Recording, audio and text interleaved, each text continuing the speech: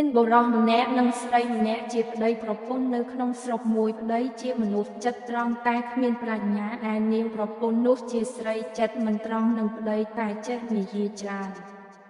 ថ្ងៃមួយនាងប្រពន្ធមានចិត្តប្រាថ្នាចង់ជួបនឹងសហាយណាស់ដោយឃ្លាតគ្នាយូរហើយតែមិនដឹងជាធ្វើមិនដេចនឹងទៅជួបបានព្រោះភូមិនោះនៅឆ្ងាយពីគ្នាបើដើរទៅខ្លាចខ្មោចលងនាងប្រពន្ធក៏និយាយនឹងប្តីខ្លួនថាអ្នកល្ងាចនេះយើងគិតទៅរកទិញមាន់មួយមុខធ្វើស៊ីបាយម្ដងអ្នកចង់ស៊ីទេប្តីតបវិញថាចង់ស៊ីដែរប្រពន្ធថាខ្ញុំចង់ស៊ីខួខ្ញីប្តីថាអញក៏ចង់ស៊ីខួខ្ញីដែរថាហើយក៏បបួលគ្នាចុះដើរទៅទិញមាន់អ្នកស្រុកនៅភូមិជិតផ្ទះសហាយនោះប្តីនិងប្រពន្ធបបួលគ្នាសួររកទិញគ្រប់តែផ្ទះនាងប្រពន្ធដើរបែកពីប្តីទៅជួបសហាយវានិយាយកិច្ចកត់ផ្សេងរួចមកជួបនឹងប្តីវិញហើយប្រាប់ប្តីថានេះ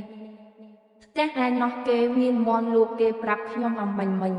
ប្តីព្រមទៅតាមប្រពន្ធប្រាប់ក៏ទិញបានមេមាន់មួយយូរត្រឡប់មកផ្ទះវិញពេលនោះជាពេលពន្ធប្រឡប់ទៅដល់ពាក់កណ្ដាលផ្លូវស្រាប់តែនាងប្រពន្ធធ្វើមាយាគូបដើមទ្រូងហើយថាអ្នកអាយផ្លេចដូចគេលុតទៅហើយប្តីសួរថាផ្លេចអីប្រពន្ធថាផ្លេចខ្ញីទៅហើយអ្នកបើដូច្នោះអ្នកឯងនៅនេះសិនចុះខ្ញុំរត់ទៅវាឆាប់ហើយនាងនោះរត់ទៅប្តីក៏ឈរចាំប្រពន្ធឯនាងប្រពន្ធការឃ្លាតពីប្តីហើយក៏កិច្ចទៅជួបនឹងប្រុសសហាយខ្លួនហេតុតែរលឹកសហាយខ្លាំងណាស់ក៏ប្រាំងដេកទៅដីមិនរកផ្ទះសំបែងទេដោយប្រញាប់ទៅជួបប្តីវិញឯបុរសសហាយនោះក៏ទទួលភារៈនាងនោះទៅរួចនាងនោះយកខ្ញីពីសហាយហើយផ្ដាំថានាងនេះឲ្យអ្នកបងចាំមើលបើមានពេលស្រួលចូលទៅដេកម្ដងទៀតចុះនិយាយកិច្ចការសពគ្រប់ហើយនាងនោះក៏ត្រឡប់មកឯប្តីដើមវិញដីដែលប្រាំងដេកនោះក៏នៅជាប់នឹងខ្នងមិនទាន់បោះនៅឡើយព្រោះដើរមកដោយប្រញាប់លួងដើរមកដល់ប្តីខ្លួនហើយក៏សាច់ខាត់ខាយនិយាយទៅកាន់ប្តីថាបើអ្នកឃើញអំមិញប្រហែលជាសាច់ដាច់ខ្យល់ស្លាប់ហើយប្តីសួរថាសាច់អីប្រពន្ធតបថាណែអ្នកមើលខ្នងខ្ញុំបោះឲ្យបន្តិចងាកនឹងហើយខ្ញុំដកខ្ញីវារបូតដៃទាំងអស់ខ្ញុំដួលខ្នាទៅក្រោយបាសជើងច្រំបានជាដីប្រឡាក់ខ្នងខ្ញុំអស់ប្តីមិនដឹងក៏បោះខ្នងឲ្យប្រពន្ធទៅរួចហើយនាំគ្នាដើរទៅផ្ទះ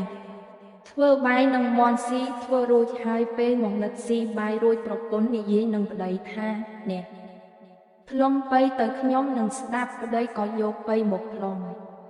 ប្រពន្ធដេកស្ដាប់បន្តិចទៅក៏កើមកដេកលើផ្លូវប្តីហើយថា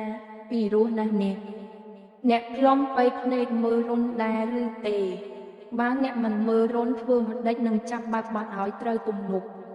ប្តីតបថាទេមិនបាច់មើលរុនទេព្រោះដៃចាំស្ទាត់ហើយចំណាំរុនផង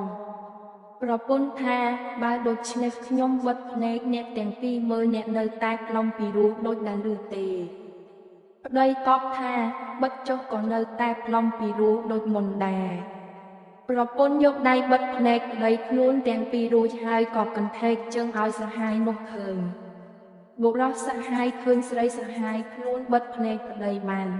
ហើយកន្ថេកជើងឲ្យសញ្ញាដូច្នោះក៏ចូលទៅរួមសំវាស់នឹងនាងនោះទៅ